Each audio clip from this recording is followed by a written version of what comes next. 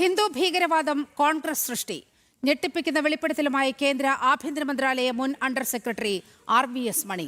ഹിന്ദു ഭീകരവാദം എന്ന വാക്ക് ആദ്യം ഉപയോഗിക്കുന്നത് ആഭ്യന്തരമന്ത്രിയായിരുന്ന ശിവരാജ് പാട്ടീലാണെന്നും ഇസ്രത് ജഹാൻ കേസിൽ സോണിയാഗാന്ധി നേരിട്ടിടപെട്ടുവെന്നും RVS മണി ജനം ടിവിയോട് വ്യക്തമാക്കി.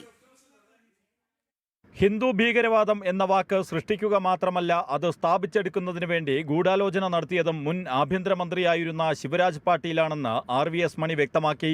2010 ജൂലൈയിൽ ഹിന്ദു ഭീകരവാദം എന്ന പദം സർക്കാർ രേഖകളിൽ ഇടം നേടിയെന്ന് അദ്ദേഹം കൂട്ടിച്ചേർത്തു. I very much say that until I was in the division of internal security, there was no file in which there was any record of Hindu terror.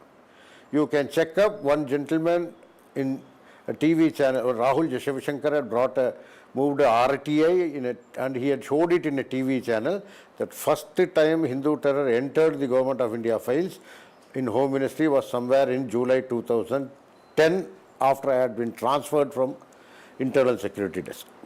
Hindu ഭീകരവാദം എന്ന പദം സർക്കാർ രേഖകളിൽ ഇടം നേടിയതിന് പിന്നിൽ സുശീൽ കുമാർ ഷിൻഡെയും P ചിദംബരവുമെന്ന് RVS മണി ജനം ടിവിയോട് പറഞ്ഞു. സോണിയാഗാന്ധിക്കെതിരെ ഗുരുതര വെളിപ്പെടുത്തൽ നടത്തിയ അദ്ദേഹം ഇസ്രത് ജഹാൻ കേസിൽ സോണിയാഗാന്ധി നേരിട്ടിടപെട്ടു എന്ന് ചൂണ്ടിക്കാട്ടി.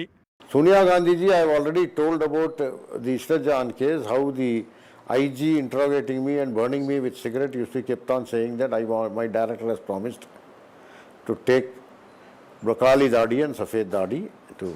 So these are all very clear. What else you want?